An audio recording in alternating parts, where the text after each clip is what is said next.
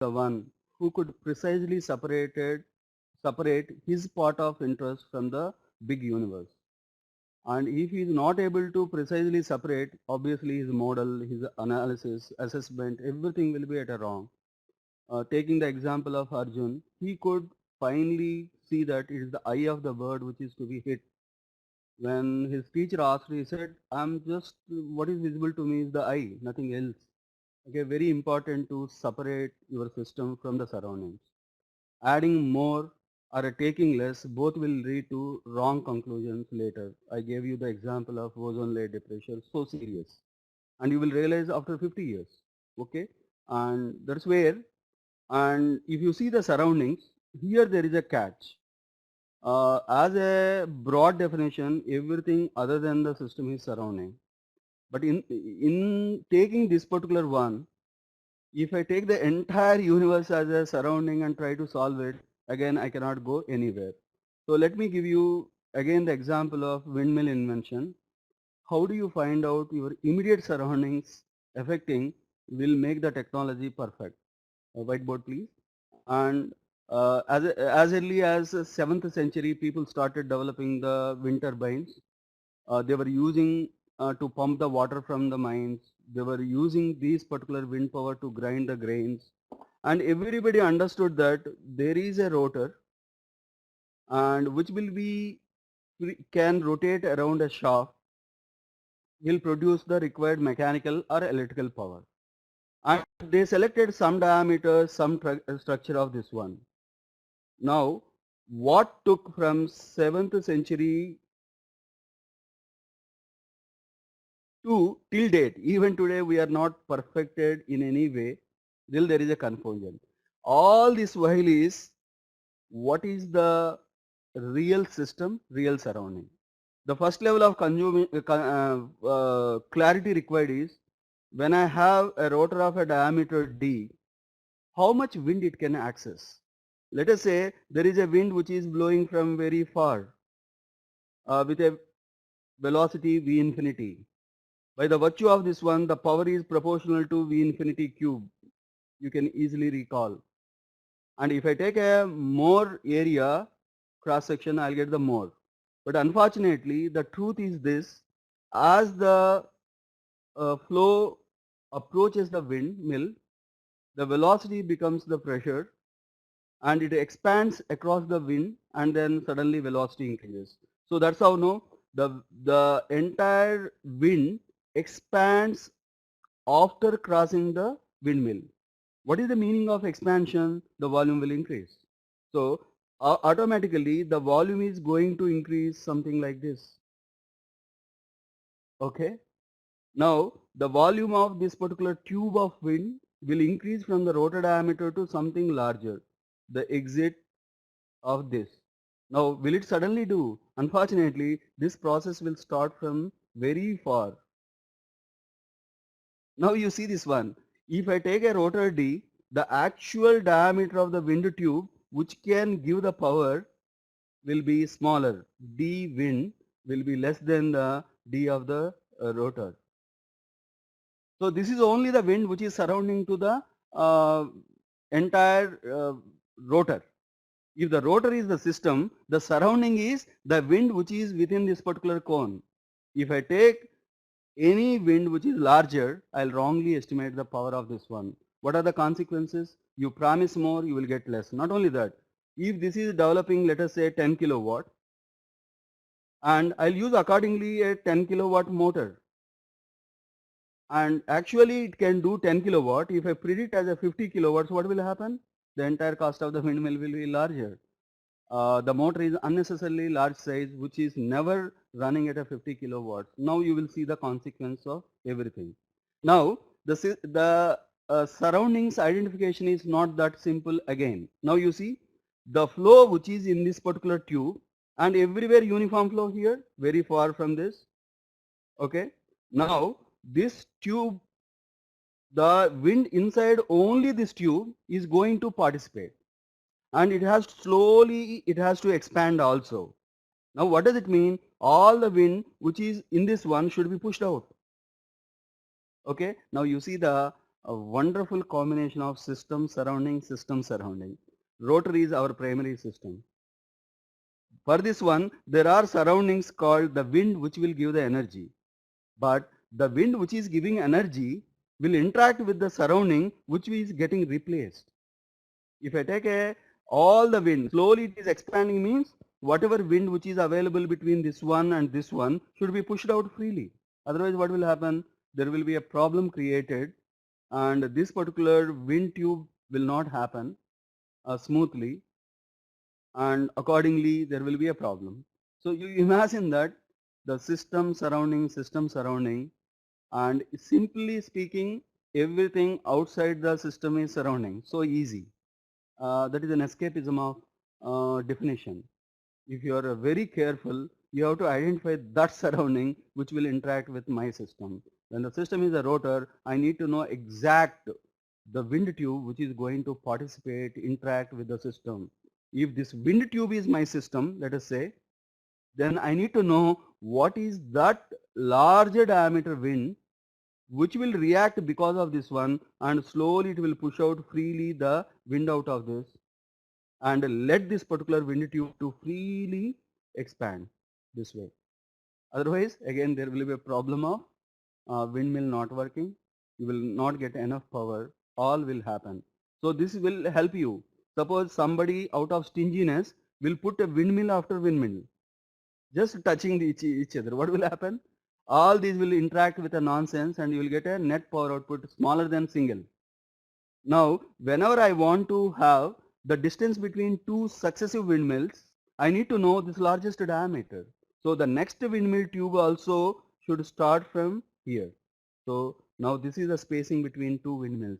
And another windmill should have an equidistance. Otherwise what will happen? You will invest a lot on many windmills in a given area, but actual power developed will be sometimes much less than number of windmills into capacity of the windmill. Not only that, a single windmill will produce a more power. This group will spoil the capacity of each other.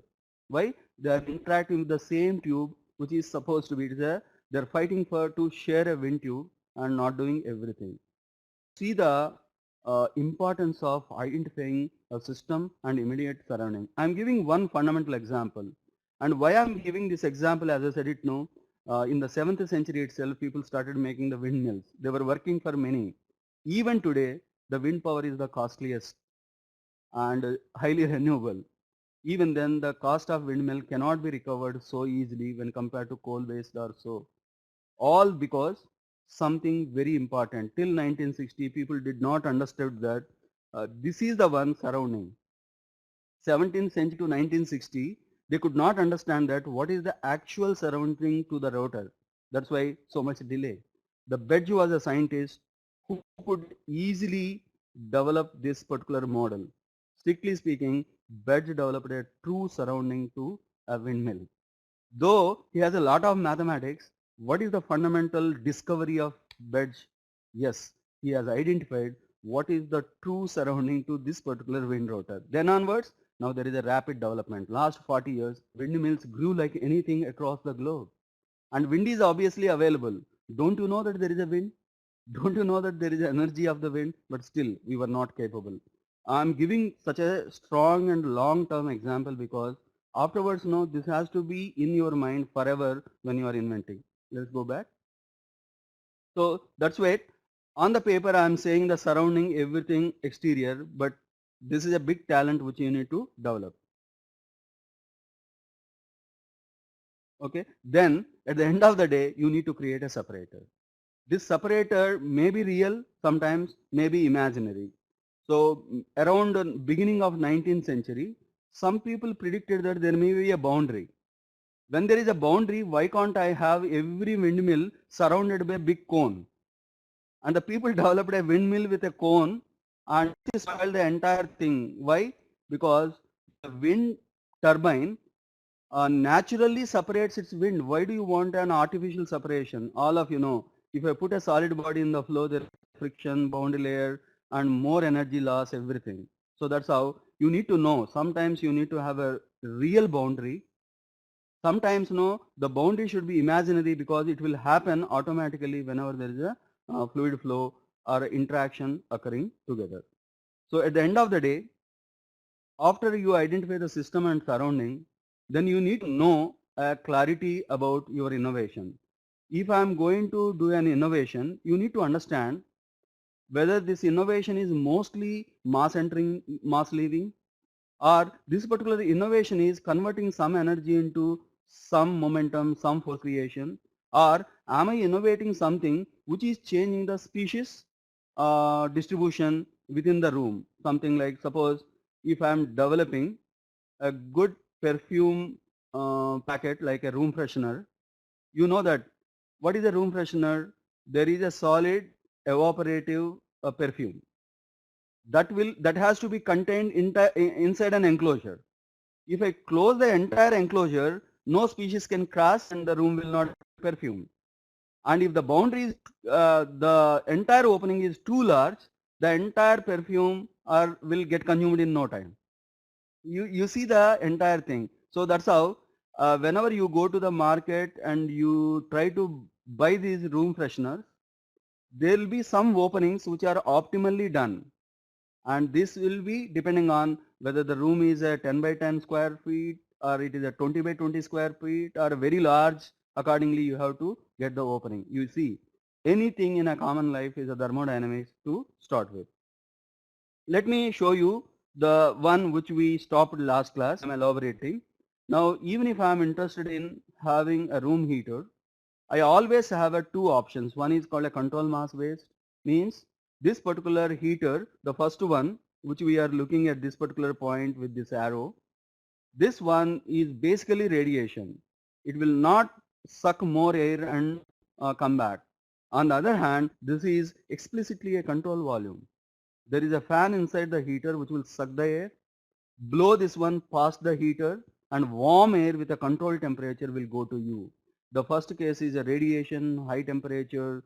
Inside the room there is a burning incandescent, and anything falls on one, that will lead to an accident. So one need to decide, very important to next level. The moment you have a system, you need to know whether you want a closed system, generally called as a control mass. A control mass is a nice word than a closed system. Though the closed system gives you very good feel, but control mass gives a very good scientific feel. Maybe while discussing you will understand. So what is the meaning of closed system? No mass enters and leaves into the system via the boundary.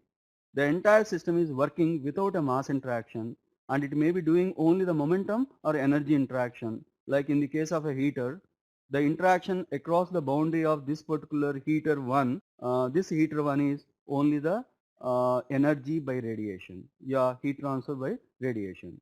When this case of this one, no doubt this is also doing the same job of energy transfer, but the energy is transferred as the momentum and energy of outgoing hot fluid. Now you see, incoming fluid enters with the less velocity, less temperature. Outgoing fluid will leave with the higher velocity so that it can travel deep into the room, and with a higher temperature obviously to heat the room. So that's how I have two explicit options. One is costlier than the other.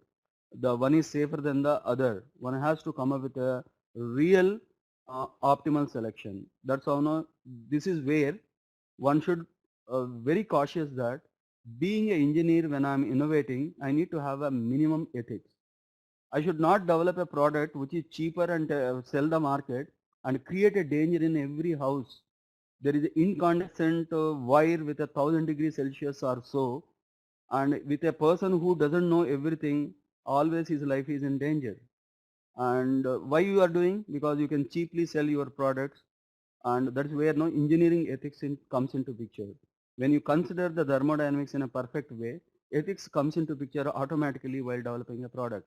Now here I'm adding a more ethical value. I'm giving the safety, but unfortunately this will turn out to be costly. Selling this product will be trouble. Just to make a profit, if you ignore this safety, and everything is a fundamental definition, first day definition of creating a product. You will understand more and more why this classification is so important to take care of the society, serving the extra-somatic requirements of a human at a large. At the end of the day, whatever we are doing is the extrasomatism, which I told you in the first day. And sometimes the system, the product which we are developing, need not be just a control mass, not even a just a control volume. You see this one, the most powerful thing in our life. In a modern life, you can't see any human never traveled by a car or a bus or anything which are driven by these internal combustion engines. Now you see this particular one, sometimes it is a control volume. If you see the first one, all of you know from your school also, this is called an intake process. So the piston moves down, sucks air, or sometimes using a blower or so. In a SUVs, there will be a turbocharger which will throw the air. Now, during this one, you see it is a control volume. Why? Mass is entering into the cylinder, and the mass is continuously crossing the boundaries. Suppose if I draw a boundary around this particular point, okay, and you can see that mass is crossing the boundary, and hence it is an open system or a control volume. But this will not do the job. In the next stroke, what will happen? The valve will get closed. All the air and fuel are captured together and they are compressed so that at a higher temperature it will burn properly. At a higher pressure, it will create a more mechanical power. Now you see, during this particle process, when there is a compression, it is a control mass. The piston is moving. There is a momentum which is given to the entire air fuel mixture. There is energy given to the entire fuel air mixture, but no mass will cross. If the mass crosses, no, I cannot do the job. Whatever air which is taken in, if the valve is open, while pushing the piston, what will happen? All will go out. Now I can't get a combustion, I can't get anything, all the fuel will leave. You see this one, I need for some time a control volume and then control mass. Then there is a combustion, pressure and temperature will increase. And here also, I want this to be a control mass. What will happen? If I open the valve now, all the high pressure temperature gas will leave out. Now, if I close all the valves, what will do? All these gases are forced to force the piston because there is no other way they can move. But the pressure and temperature are very high, and only one who can move according to their force is piston. That's how all are channelized to push the piston down. If I open anything, what will happen? There is a short circuit. All the gas will escape without doing the work. Now you see, till the entire work is done, I want it to be a control mass. Now the question is, job is done.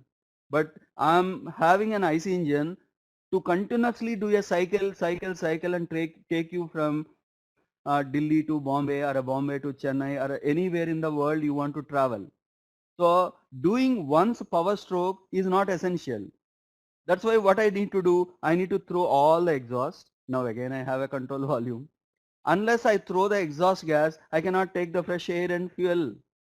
So you see this one, in order to execute a cycle and make your travel continuous, this fellow has to be sometime control volume, sometime control mass. And a given engineering device need not be the entire period of operation control mass, need not be control volume entire. Some systems, sometime volume, sometime control mass. Suppose if you take the aircraft jet engine, it is continuously control volume. It never becomes a control mass in the entire thing. We'll take that example later. Still, it can take your flight from Bombay to Delhi, Delhi to Chennai or anywhere. So one has to understand what is your objective. Do you want to develop a reciprocating engine because of these good things? And some people who are interested know, they can refer to my lectures on my website. At present, I am teaching a course on IC engines. I am trying to justify why this particular combination is the best for some purposes. Why I am not use a jet engine or a gas turbine for even the cars and buses. Okay, one need to understand objective and work accordingly. And the next important thing, so momentum and energy interactions will also classify a system. Now you see this one. So sometimes I may be interested in an isolated system development. This particular isolated system will not interact with the surroundings in any way, neither mass interaction nor momentum interaction. It is a solid body. And a good example could be, very difficult to give an example for that one. most of the time we don't deal except the war basis, which I'll show you a little later in the same picture. So what is an isolated system? And I know the boundary, I know the surroundings, I know my system. But unfortunately or fortunately or purposefully, I don't want my system to interact with the surroundings at any cost. No mass entering leaving, no momentum exchange, no energy exchange, not even a species exchange. Even the species start traveling, that may be dangerous sometimes. Okay, and let us say I have a carrier which is carrying a nuclear fuel from one place to another place. It should not do any kind of interaction with the surroundings, and in spite of something happening inside the system, I need to design for that. Okay, so it is basically a control mass. Isolated system has to be a control mass, otherwise there will be a mass interactions. Okay, and which no heat interaction, no momentum interaction, no work interaction, and no species interaction even. It should not do anything at all. So this means that no mass, heat or a work or nothing happens across the boundary. It looks like, for a common man, it looks like it is something nonsense. Why I'm interested in such a things? But if you join an army like an army engineer, you need to develop a grenades. And now you see this one. This particular grenade contains powerful material inside, and there is a small pin on the top of this particular pin. Now whenever I open this pin and throw, then only it should interact in a catastrophic way. But it is not that I'll make the grenade instantaneously before I use it. That cannot happen. During the war you need so many, you have to continuously produce them, you have to store them for a while. And if this fellow starts interacting from day one, now you can never have such a thing. Now you see this one, this is a purposefully made an isolated system. As long as this green pin is here, whatever you do, it should not do. If it does, means you have wrongly designed the system. The moment I open the pin and throw on an enemy, then it should instantaneously explode. Then you should create all kinds of interactions. And when the pin is there, even if I do mishandle this one, it should not do. Means I have to design this particular system. In fact, one of my friend works with ornament factory. He is the in charge of some of the weapons making, etc. When I design, their thermodynamics is too different, and it is a perfectly opposite. When I don't want, it has to be isolated. When I want it, it is very fast interacting. I cannot interact slowly. Let us assume I have made a grenade, it will take a half an hour to explode. The enemy will spoil that one before. It has to instantaneously. No interaction, or if there is an interaction, it should be sudden. You see the level of engineering required. What kind of material to be selected inside the system, boundary of the system, and surroundings. And when the surroundings are not to be damaged, when the surroundings are to be damaged, all this is very, very important. In fact, in a common textbook, they'll say that isolated system is none of our use. But strictly speaking, there are exclusive applications where the isolated system to be developed for a while, may not be forever. And the next one is energy interactions. So there may be a mass interaction, there are may or may not be energy interaction. In fact, no, the James Watt lifetime research, why he could get a better steam engine, if you see this one. So he focused on this particular piston and cylinder. The steam continuously enters, pushes the piston. The steam should enter and push the piston. That will produce a work and some pumping, some rotating, everything, no doubt. It has to be a control volume or an open system. But at the same time, if there is a heat transfer across the boundary of this particular red line which I am separating, what will happen? Some of the steam energy is wasted. I will not get a full power. If you go through the autobiography of James Watt, he first developed a copper cylinder. Then he said that copper is a good conductor, because of which what will happen? Lot of energy of the steam is lost by heat. Then he changed the material of the valve. Even then, he could not stop. Then he put an insulation on over it. Small insulation, then power improved. The same amount of steam entering, when he insulated the entire cylinder with a good quality insulation, it was giving more power. Why? I'm not wasting. I need to know what to cross the boundary at a given time.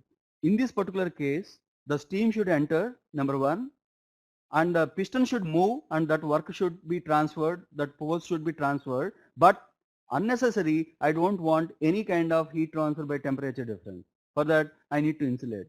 Even after insulating, see the great innovator like a James Watt. Generally, people say James Watt invented a steam engine. No, no, no. The James Watt conserved the energy input to the steam engine. He is called a man of energy conservation. You need to know your goal. What is your goal? The steam should do the work. All the energy of the steam should be used in pushing something or a steam engine, steam rail, locomotive or a ship or everything. Anything other than that is a wastage of energy. Can you believe? If you see closely this picture, he used a double walled cylinder with a vacuum between them. Why? Because by doing this one, he could arrest huge amount of heat transfer and highest amount of power. Objective is very essential. Your system is very essential. And once you know the system, you should know what should cross, what should not cross. Now, this great person developed indirectly and picked by another scientist after nearly 70 years, people understood what James Watt actually wanted to do. What is that word called? The James Watt developed a special control mass or a control volume. It could be a control mass or a control volume, but in some cases, in big applications, you need to have adiabatic. What is the meaning of adiabatic control mass? Mass will not cross and heat will not cross, but it can exchange the momentum through the piston movement or a wall movement. It will do the work transfer, but it will not do any mass exchange. It will not do any heat exchange. There could be adiabatic control volume, means open system adiabatic, closed system adiabatic. Both may be necessary. If you see the IC engine which I have shown, it is adiabatic control mass. If I show you the steam engine which I have shown you just now, it is adiabatic control volume. You need to understand with respect to the exchange. If you don't do, what will happen? You are burning lot of coal, generating lot of steam, but most of the steam is condensing in the cylinder because it is cooled by the surrounding. The steam should not condense. Steam should push the piston. To do that one, what will happen? I should arrest its heat interactions with the surrounding. Then what should I do? I need to have a double walled cylinder with the vacuum in between. It will stop the radiative heat transfer. And over and above you insulate it, it will stop the conduction resistance. Then I'll get a more work from the same amount of steam. Okay. So I told you the isolated system which doesn't do anything at all. But what is the adiabatic control mass? Adiabatic control mass is something like all these fellows. Okay. So all these fellows you see, they don't interact anything except the electricity transfer across the boundary, which is equivalent to a kind of work transfer. There will not be all these batteries, there shouldn't be any heat transfer. Unfortunately, if it happens, something wrong with the design. Now you can see the IC engine. The IC engine during the compression and expansion, it has to be a control mass, and only the thing happening is the volume is increasing or decreasing. There is a work transfer, but strictly speaking, it should be adiabatic for a maximum amount of benefit. If there is a heat transfer because of any reason, the capability to do the work will go down. Okay. So similarly, I can show you adiabatic control volume. So a control volume which has no heat inductions, but the mass can enter and leave. I showed you the steam engine or any other gas turbine or many things. I may have a picture which will be close to your heart, what you are seeing day by day. Okay, you see this one? Let us say we have a fan and the fan should be rotated with a motor. So there is electricity which is crossing the boundary of the entire thing. The fan will continuously suck the air and throw the air with a high velocity. Strictly speaking, there should not be any kind of heat transfer at all. This is not meant for a heat transfer. If at all there is some amount of heat transfer requirement, means I am spoiling the capability of this particular motor fan system together. Now you could see this one. This fan is a kind of adiabatic control volume, and the same IC engine during the compression or an expansion is an adiabatic control mass.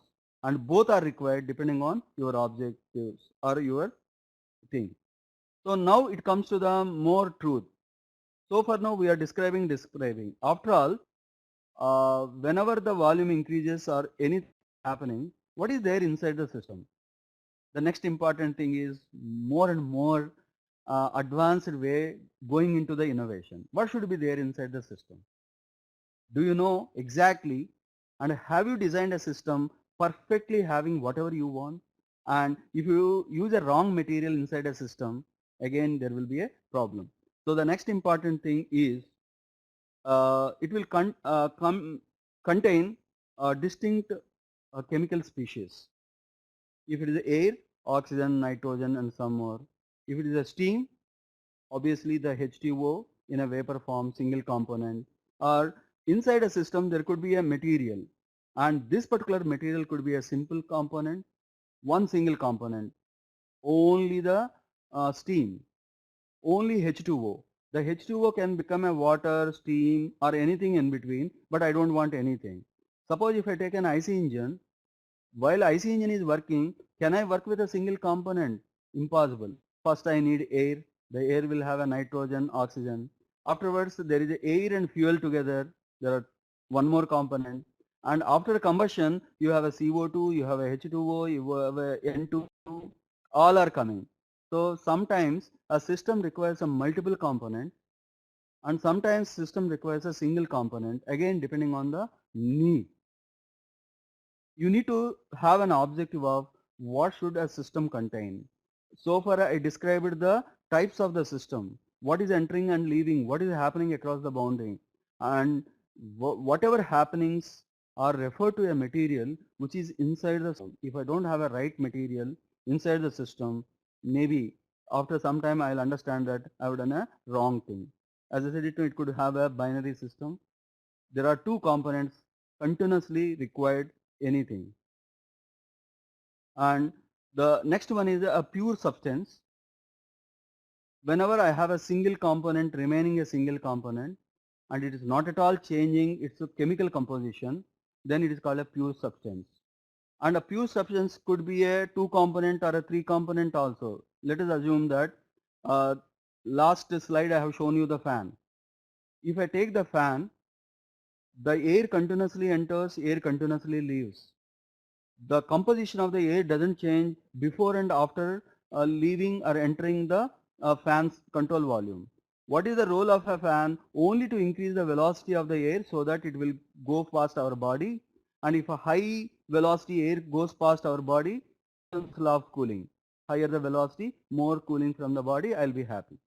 So the fan is supposed to increase the kinetic energy of the air, and before and after it should not change the any kind of species, or it should be air, nitrogen, oxygen, nitrogen plus some small components before and after. So in that case I can say that the entire control mass or a control volume is handling a pure substance without changing its chemical composition. Now you see this one. So the water or a steam under a normal condition is a single component. Whenever you add the heat, the water can become the steam.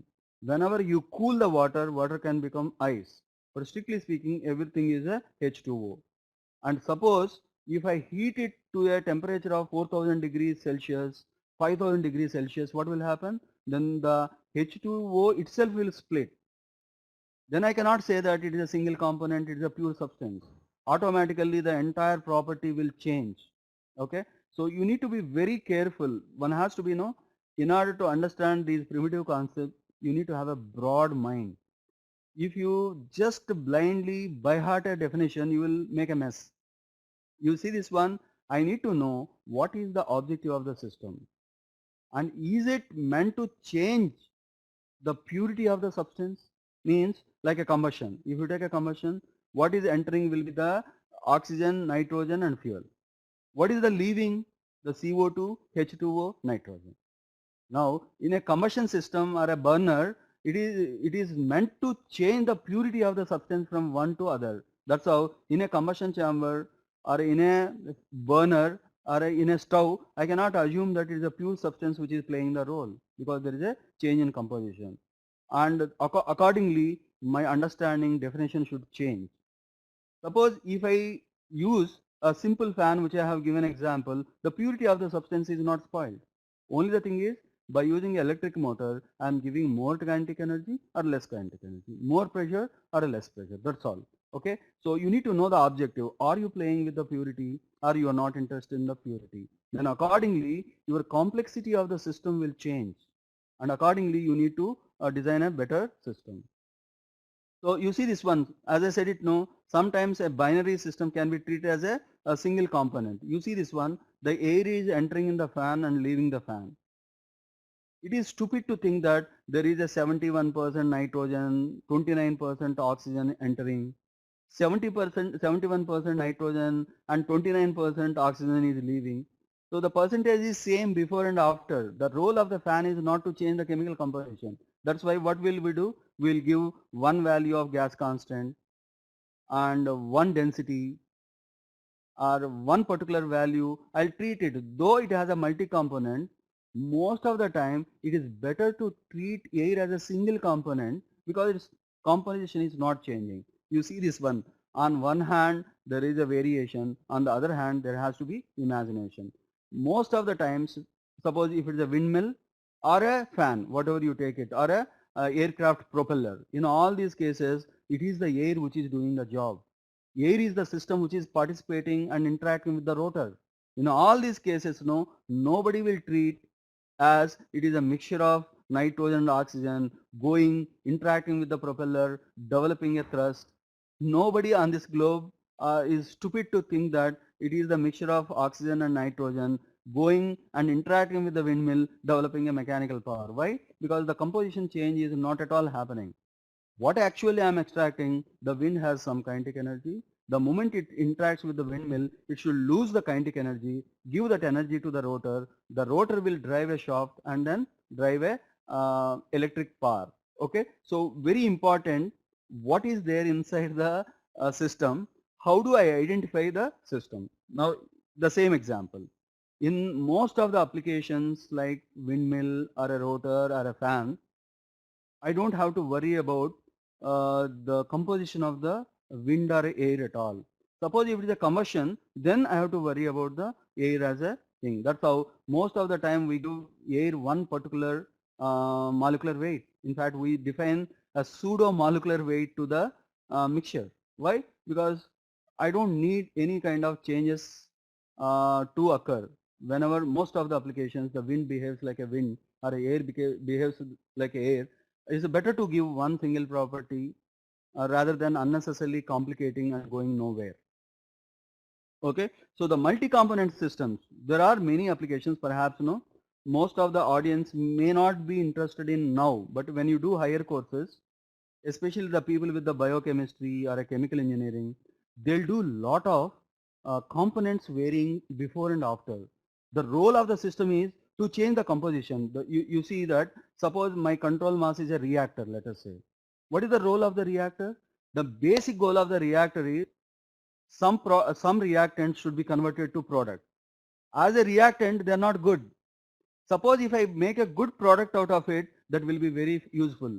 You take so many chemicals, each chemical is useless. When I make a reaction and a tablet out of it, then what will happen? It becomes a big medicine. Individual components are useless, but for that one also I need to develop a system. Why? Because I need to have a reactor across which there will be heat transfer.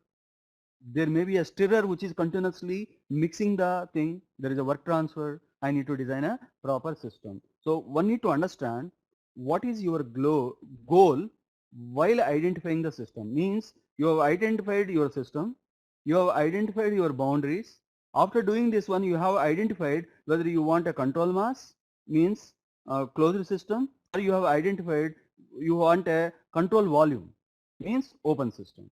After identifying, you need to understand what is this inside the boundary. Is it a single component? It is a multi-component.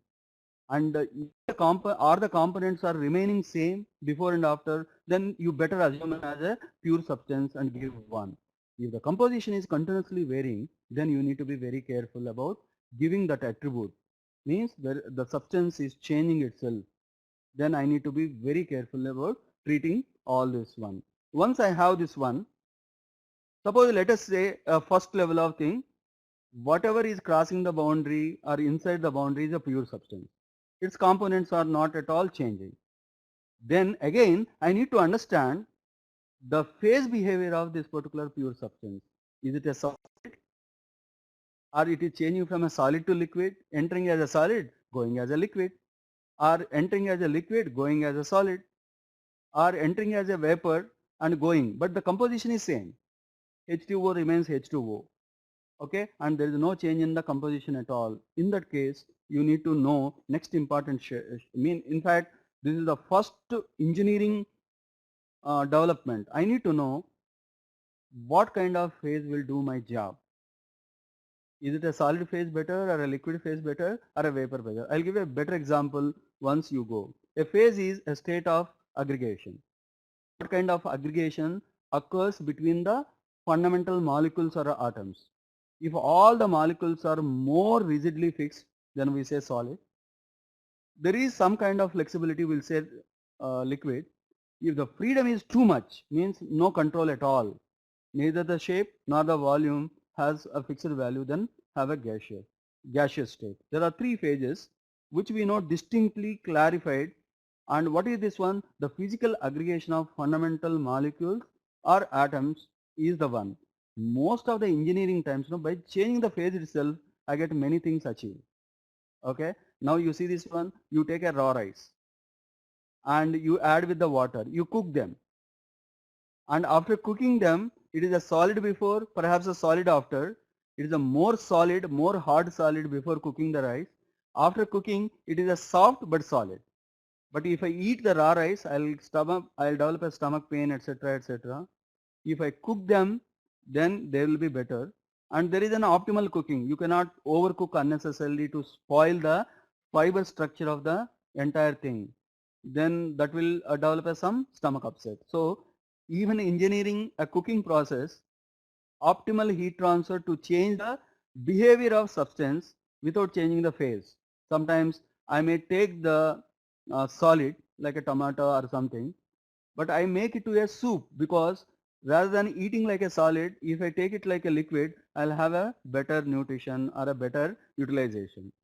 So that is also a system. You take a juicer, input is a solid, output is a liquid. And what has to be done? You have to do a work on that one. The blade should continuously rotate. Some of the electricity should be used, and I should get a perfect juice. The juice should be such that it should not create some kind of breaking of molecule and creating a kind of poison. So one has to be next level of understanding is, do you have a knowledge about what phase is transferring? What is the goal of a system?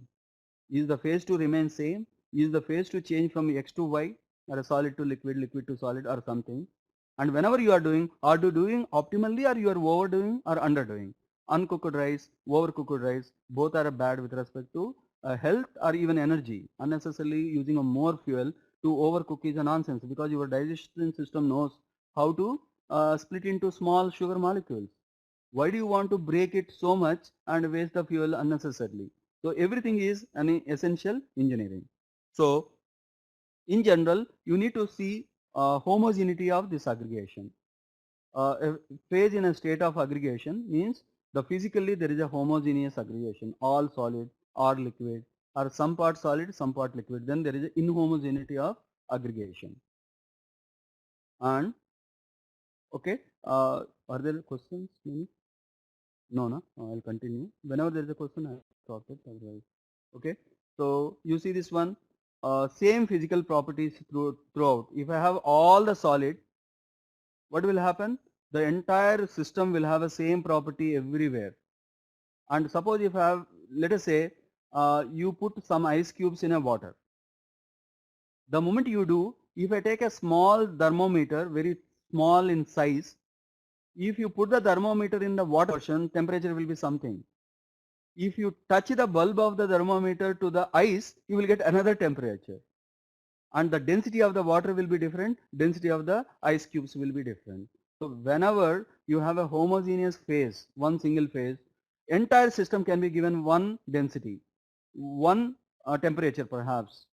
Okay, but if you have a mixture, then you need to understand the properties may be within the system may be varying. Sometimes we need to give a weighted average of A plus B. So that's how one need to be very careful what should be the phase of the material inside the boundary.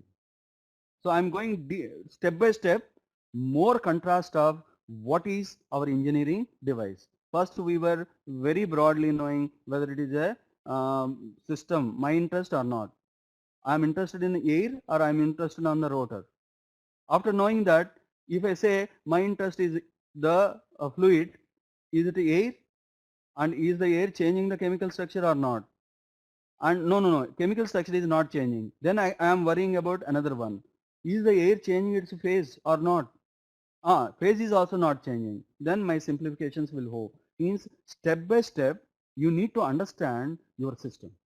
What is there inside the system? And what is this one? Is there, how many phases in general I can think of? You see, I don't have to spend more time. All of you know, straightforward is vapor, liquid and solid. Okay, three phases which we talk about. But strictly speaking, somebody, if I take a sulfur itself, okay, and all are solid, all of you know that within the sulfur there could be variations. I can have a molecule with 6 atoms, 8 atoms, 12 atoms, together a molecule, and the property of each solid phase is different. Somebody who is thinking very deeply about the utility of sulfur, he has to understand what kind of sub-solid phase is important. So for a common point, a common person, all these three are solid. But an expert who is utilizing the sulfur, then he has to understand whether I need a sulfur solid with molecule of 8 atoms, or a crystalline structure of 8 atoms, or a crystalline structure of 6 atoms, or a crystalline structure of 12 atoms. Can you believe? Suppose some of the diseases, no, if it is a 8 atom crystal, it will not work. If the crystal has 12 atoms, the chemical works very nicely to treat the entire thing. So the depth of knowledge also depends upon what kind of system you are developing. Sometimes all are solid, it will work out. But sometimes to know that there are subphases in the solid is very important. Then the most important thing is the thinking that solid, vapor, liquid is enough. I don't want to know more phases will limit your performance. Suppose can you think something in between the solid and vapor, sorry, solid and liquid. I cannot say it's a pure solid. I cannot even say it is a pure liquid. And if it is in between, what is the peculiar utility of this particular one? You see the beauty of some new faces. All of you know the digital world suddenly changed of 10 years back. The entire computer world is based on cathode ray tube monitors, big monitors, lot of heat dissipation. Your eyes get killed because they produce so much intensity, and that was a bad material inside your system called display system. After all, what I need? A display system. When I could not invent the right material, what I was using? I am using the ionization, cathode ray tube, 1000 volts, 2000 volts, 10,000 volts, and creating a lot of intensity. Though I need to read the monitor, intensity is available in the entire room. What is this nonsense? When there is a monitor and in front of me, all the intensity should be a small cone angle which is surrounded by me. Why should I need an intensity outside here? Nobody wants it. And see this one, when we were depending on a wrong phase, the monitors were consuming a lot of power, and you are wasting a lot of electricity. The day we invented a liquid crystal, all the display systems, whatever in front of you, whatever in front of me, have changed. Can you believe the power consumed by the display devices have fallen down to 1/10? Nowadays, no LEDs, much more efficient. And at the end of the day, all are doing the job of displaying whatever you want to. What is the difference? Because I changed the material inside my control volume or control mass. In the same boundary, the purpose is one. I can achieve the same purpose with a different material. If you don't innovate a new phase, you will end up with very inefficient, and also the people were spoiling their eyes. Whoever was working in front of computers, they were spoiling their eyes. Their bread and butter is to write a program, to work everything. Poor fellows, they are serving the society. Of course, they are earning. Should we kill their eyes? That is a wrong technology. We need to develop day by day such a display system which will make them to work for more hours continuously without spoiling their organs, and which is also inventing a new phase. In fact, no, you see, this is called liquid crystals which look like. What they do? So if you take a solid, all atoms and molecules in a crystalline structure, they are solid. They don't change any direction at all. And suppose if it is a liquid, they'll randomly move, Brownian motion. In between, there is a liquid crystal. By applying a voltage, they'll change their orientation. The moment they change the orientation, they can change their colors. And if I have these liquid crystals built as a frame, you all of you know, if you touch your board, there is a liquid which is spread. Means between two plates, I have packed a liquid crystal. By applying an appropriate voltage, I can get a blue color, red color, etc. Then I have improved the system. My efficiency of displaying has improved like anything.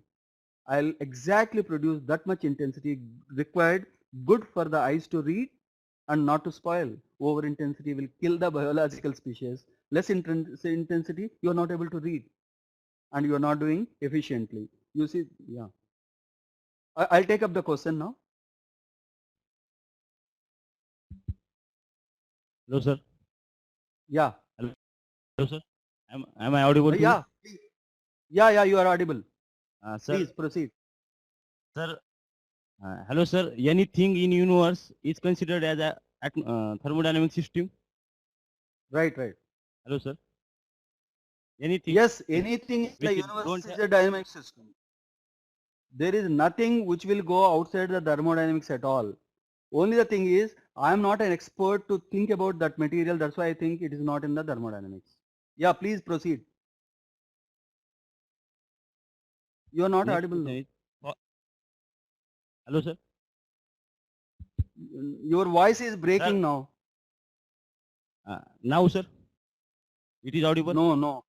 No, it's breaking. Voice is breaking. Can you type the question? Is it possible? Okay, sir. You continuously speak then. Okay, hello? You continue speak, then I'll understand. So, human cell is considered as human cell is considered as a which system? Isolated or adiabatic or likely? No. The human body is, yeah. In fact, no. If you take the human body, most complex thermodynamic system, and it is never isolated. You imagine, you may do a breathing, you may do stop breathing for a while, means not even a mass interaction. You can insulate yourself, you are not eating anything, but you cannot stop looking at something, and you cannot hearing something. The human body is such a complex system. At any point of time, one way or other, it will interact with the system, surroundings. So that's how one of the great philosophers, Guru Nanak, you know, that who started a special religion, and somebody asked him, what is good?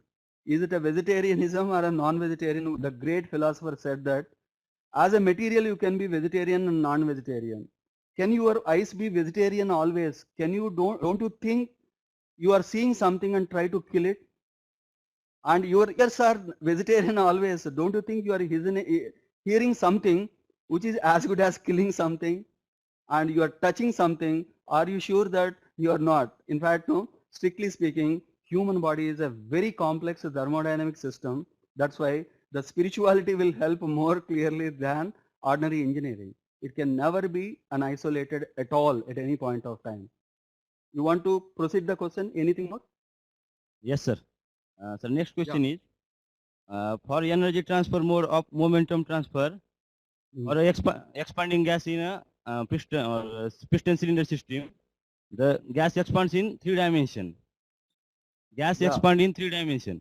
So how we able to minimize the loss by, because we get the energy for the piston from momentum transfer, and the momentum transfer will take place in 3 dimension. So how we are able to minimize that loss? So this is a wonderful question. In fact, no, the gas contains energy because the molecules are rotating in many directions. Now, what is the beauty of the engineering is, can you constrain this motion and develop the expansion to be in one direction? That's why what we did, we invented a piston, we invented a cylinder, contained this fellow inside a proper control mass boundary.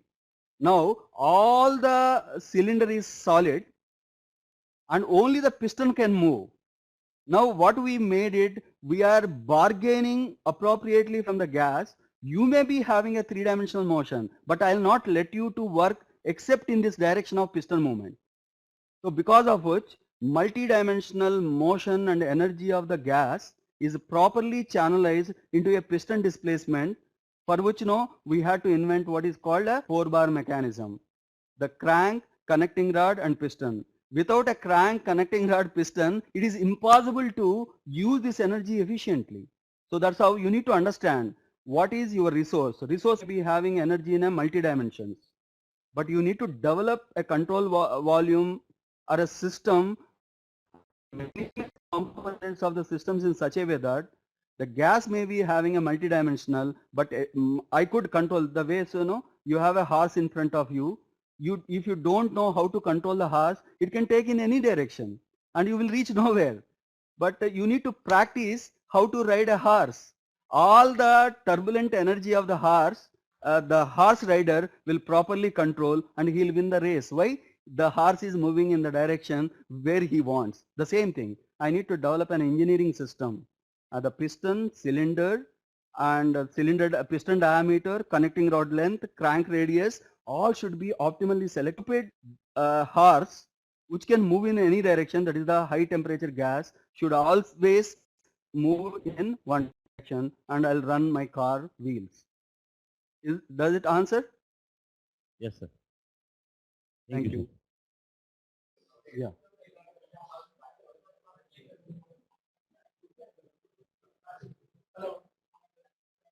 Yeah. Is there any example of a substance which can be pure but not homogeneous? You are not audible. Voice is not clear. Your voice is not clear. Okay, sir, I am writing the question. Please write it.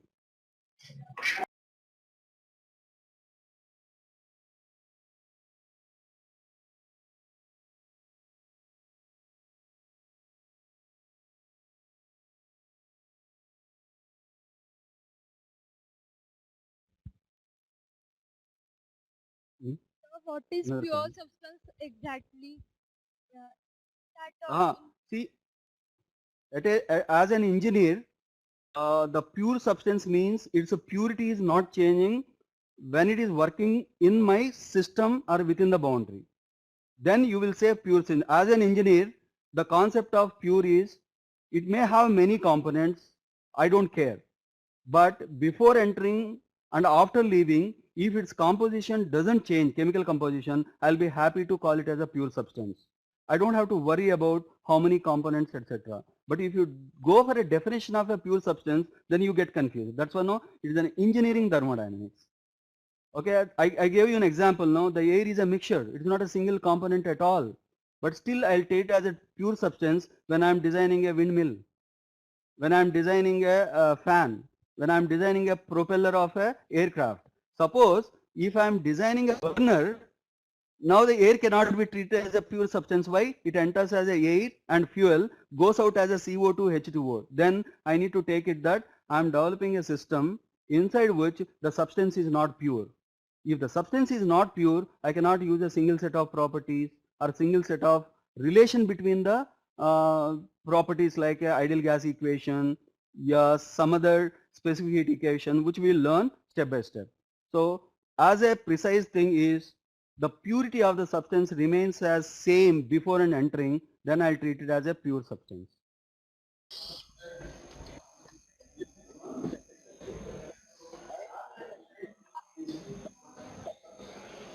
This is the one. Yes. Hello. Excuse me, So, Yeah, please. so adaptability control volume here given the example of the fan. As it is in AC also, the air conditioner, we have the same procedure that the kinetic energy of the air is increased to the atmosphere in the room or any surrounding is cooled down. Mean if I understand properly, you are asking about adiabatic system and properties changing across the adiabatic system. Am I correct? Can you repeat the question? It's not clear. Yes, sir. Please repeat slowly. Repeat your question, please. So you have said that in adiabatic control volume, Right. yes, sir. So in adiabatic control volume, you have given the example of the fan. So as it Right. is, we have air conditioning. It's work on the same mechanism. It increases the kinetic energy of the air.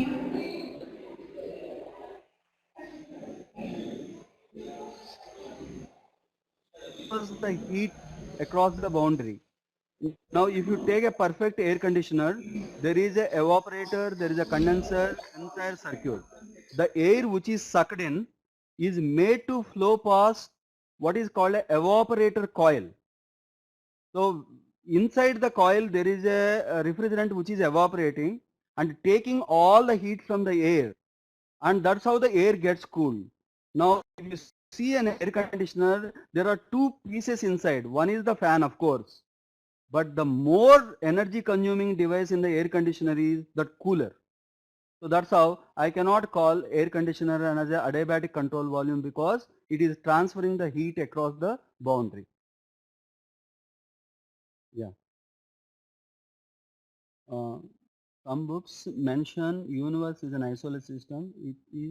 Is that correct sign? See, because the universe contains everything. So when your system is universe, there is no surrounding.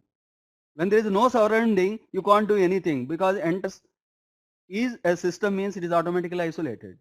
Everything can happen within, there is nothing happening across. That's how isolated system. As I said it, no, I have taken a grenade, no?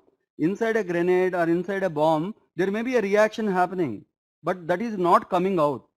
There may be some heat, but I insulated so much that nothing is crossing.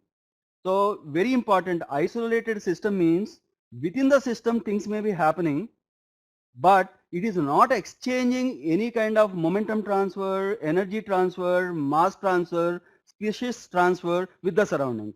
So when I take the entire universe, within the universe things are happening, but there is no surrounding, so it is isolated. It's a simplification of something. If you take everything as a system, where is the surrounding?